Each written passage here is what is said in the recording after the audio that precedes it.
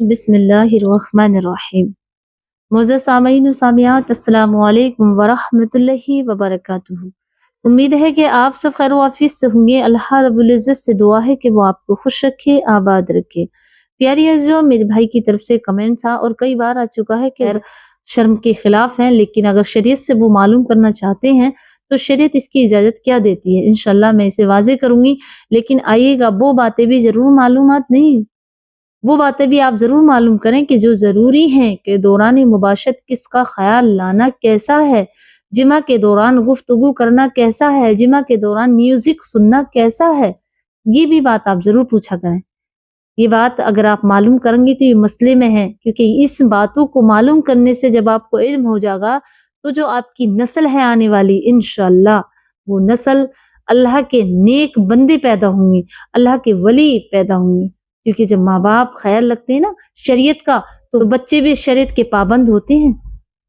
تو پیاری ہے، جو میں شرم کے خلاف بول رہی ہوں، لیکن جب مسئلہ کچھ آتا ہے تو اسے بتانے میں کوئی شرم نہ کی جائے، کیونکہ قرآن خود انہیں واضح کرتا ہے اسی باتوں کو جو مسئلے میں ہیں۔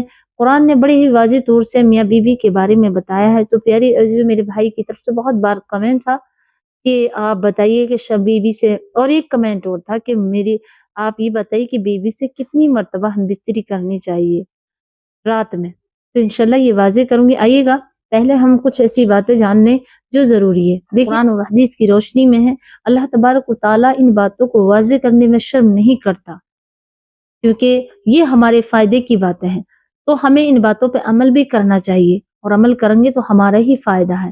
آئیے گا جانتے ہیں کہ پہلے میں اپنی طرف سے میں آپ کی سوالات کے جواب بات کو دینا چاہوں گی، لیکن کچھ باتیں ایسی ہیں جو ضروری ہیں، جو بہت زیادہ ضروری ہیں۔ آئیے گا میں آپ کو تھوڑی سی نصیحت واضح کر دوں کہ جمعہ کے دوران گفتگو کرنا کیسا ہے، اور اس کے ہم پر کون کون سے انفیکٹ پڑتا ہے، ہمارے بچے پر بھی، ہم پر بھی۔ آئیے گا، لیکن اس سے پہلے میں چاہوں گی کہ اگر میرے بھائی ویڈیو دیکھ رہے ہیں تو پورا مکمل سماعت کریں، تاکہ ان باتوں کو واضح طور سے سمجھ لیں اور اپنی بیوی کو بھی سنوائیں اور سمجھیں۔ آئیے گا جانتے ہیں جمعہ کے دوران گفتگو کرنا کیسا ہے۔ جیسے کہ آج ہمارے یہاں دیکھتے ہیں کہ گانا گاتے ہیں، محبوب کے بارے میں کچھ بولتے ہیں یا میوزک بجا لیتے ہیں، تو اس وقت کیا کہتے ہیں فقہ مسائل، جمعہ کے دوران بات چیت نہ کریں، خاموش رہیں۔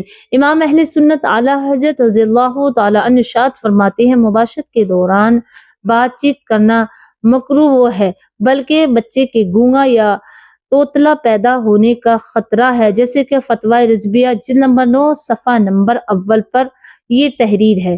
پیاری ہے، جو معلوم ہوا کہ اگر ہم بات چیت کریں گے، اگر ہم میوزک سنیں گے یا سونگ گائیں گے، تو ہمارے بچے پر یہ خطرہ ہو سکتا ہے کہ گونگا ہو سکتا ہے، توتلا ہو سکتا ہے، بہرا بھی ہو سکتا ہے۔ تو ہمیں میوزک نہیں سننا چاہیے، وہ کہتے ہیں نا فون، پتہ نہ کیا کہتے ہیں جو کانوں میں لگاتے ہیں، وہ نہیں لگانا چاہیے، اور نہ ہی ہمیں گانا چاہیے، اور نہ بات چیت کرنی چاہیے۔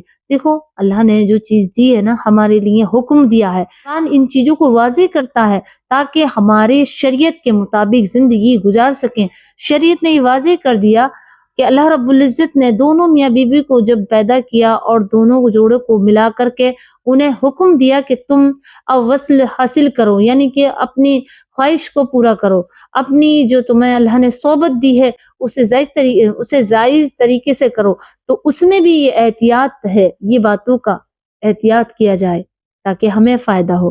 آئیے گا دوسرا مسئلہ اور سمجھ لیں، دوران مباشرت کسی اور کا خیال لانا۔ جیسے دیکھا گیا ہے کہ شادی کسی اور سے ہو گئی، لیکن ہمارے ذہن سے، ہمارے دل سے جو پہلی لڑکی جو ہم نے پسند کی وہ نہیں اترتی، یا اگر بائی دفعہ لڑکی کوئی پسند کرتی ہو کسی لڑکے کو، اب اس کی شادی ہو جائے اور وہ کسی اور سے، ہم بستری تو کسی اور سے ہو رہی ہے لیکن خیال اسی لڑکے کا ہے، تو آئیے فقہ مسائل کیا فرماتے ہیں۔ جیسے کہ صحبت کے دوران مرد کسی دوسری عورت کا یا عورت کسی دوسرے مرد کا خیال نہ لائے، یعنی ایسا نہ ہو کہ مرد جمع تو اپنی بیوی کے ساتھ اور تصبر کسی اور عورت کے ساتھ، یعنی جمع اپنی بیوی کے ساتھ کر رہا ہے لیکن تصبر فلاں عورت کا جمع کے دوران آ رہا ہے، تو اسی طرح عورت بھی کسی مرد کا دوسرے کا تصور کرتی ہے تو سخت گنہگار ہے۔ بلکہ حضور پر نور سیدنا غوث اعظم شیخ عبد القادر جیلانی رضی اللہ تعالی عنہ اپنی مشہور کتاب طالبین میں فرماتے ہیں کہ مباشرت کے دوران مرد اپنی بیوی کے علاوہ کسی دوسری عورت کا خیال لائے تو سخت گنہگار ہے، بلکہ ایک طرح کا جھوٹی قسم کا زانی ہے۔ کہ گنیت الطالبین میں یہ غوث اعظم رضی اللہ تعالی عنہ کے کتاب میں لکھا ہوا ہے۔ اس سے یہ معلوم ہوا پیاری عزیزو کہ بیوی ہو یا شوہر ہو، لائف میں زندگی میں کبھی نہ کبھی ایسی گھٹنا ہو جاتی ہے کہ کوئی ہمیں پسند آ جاتا ہے، اور پسند آتے آتے اس کے دل میں محبت پیدا ہو جاتی ہے اور اسے خیالوں میں بھی رکھتے ہیں، اور جیسے شادی ہوئی پھر بھی اس کا تصور لانا۔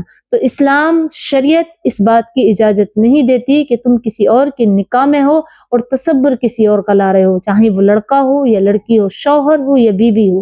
لیکن آج میری بہنیں اتنی بے فکر ہو گئی ہیں آخرت سے کہ اپنے شوہر کے گھر میں رہنے کے باوجود بھی دوسرے غیر مرد سے اپنے عشق کر رہی ہیں، محبت کے نام پہ عشق بازی چل رہی ہیں، تو ان پر نہیں ہو گیا اللہ کی لعنت؟ کیا وہ دوزخ کا ایندھن نہیں بننے؟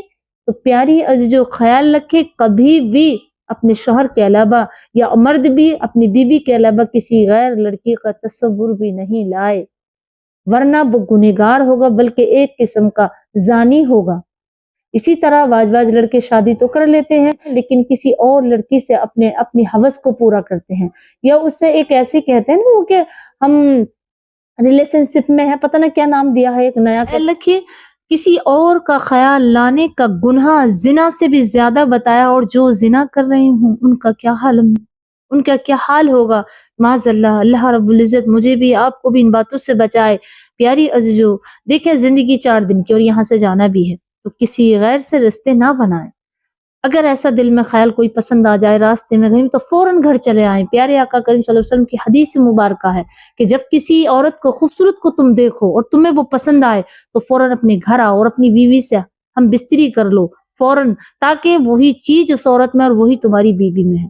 تو پیاری عزیزو اسلام ہماری ایسے رہنمائی فرماتا ہے، جیسے ہی جوان ہوئے 16-17 سال کے ہو تبھی تو لڑکی لڑکوں کی عمر کم میں ہی بتایا کہ فوراً ان کا نکاح کر دو تاکہ وہ زناکاری کی طرف نہ جائیں، اسلام شریعت کے مطابق وہ اپنی زندگی گزاریں، جو اللہ نے انہیں صحبت عطا کی ہے، جو شہبت ان کے جسم میں رکھی ہے، جو معدہ ان کے اندر رکھا ہے، تو وہ اپنی بیوی سے اپنی خواہشوں کو پورا کر سکیں۔ تو پیاری عزیزو یاد رکھیں، گانے بجانے یا جمعہ کے دوران گفتگو کرنا یہ اسلام یہ شریعت منع فرماتی ہے، تو ہم کسی اور سے اپنا خواہش پوری کریں، کسی اور سے اپنے ریلیشن رکھیں تو ان عورتوں کو جہنم کا وہ گڑھا ملے گا جو سب سے زیادہ خطرناک ہوگا ان مردوں کو۔ تو یاد رکھیں ان باتوں سے بالکل ہوشیار ہو جائیں۔ اب اس کا فائدہ ہمیں کیا ہوگا کہ ہماری آنے والی نسلیں بھی نیک ہوں گی۔ پیاری جو اب میرے بھائی نے جو معلومات کیا، اب میں ان سوالوں کا جواب دینا چاہوں گی جو کہا انہوں نے کہ میں کیا اپنی بیوی کی شرمگاہ کو چھو سکتے ہیں انگلی سے، یعنی انگلی سے چھو سکتے ہیں؟ تو خیال رکھیں، دیکھیں انگلی سے چھوئیں یا ہاتھ سے چھوئیں، کسی بھی چیز سے چھوئیں، جب عورت کو یا مرد کو اجازت دے دی شریعت میں، اور وہی جو ضرورت کے مطابق ہے، ضرورت کے لیے اگر آپ کو ضرورت ہے انگلی سے کوئی چیز کرنے کی تو آپ کر سکتے ہیں، ورنہ نہیں، منع ہے۔ کیوں کر رہے ہیں بھائی انگلی سے؟ جب اللہ تبارک و تعالیٰ نے آپ کو ایسے اعضاء دیے ہیں، جب اعضاء نفس آپ کو دیا ہے تو پھر ضرورت کیا ہے انگلی سے چھونے کی، یہ بتائیے مجھے۔ لیکن ہاں کوئی ان کے پھوڑا نکل آیا، کوئی فنسی شرمگاہ پہ نکل آئی بیوی کے، تو بالکل مرد اپنی انگلی سے بالکل صاف کر سکتا ہے، اندر سے بھی وہ دوا بھی رکھ سکتا ہے، بالکل اجازت ہے۔ ایسے ہی مرد کو اگر کوئی تکلیف ہے تو وہ عورت بھی اپنے شوہر کے لیے اپنی انگلی سے اپنے ہاتھ سے شرمگاہ کے اندر تک چھو سکتی ہے، دیکھ سکتی ہے، یہ اسلام اجازت دیتا ہے۔ اب آئیے گا میرے بھائی کی طرف سے سوال تھا کہ رات میں بیوی سے کتنی مرتبہ ہم بستری کر سکتے ہیں؟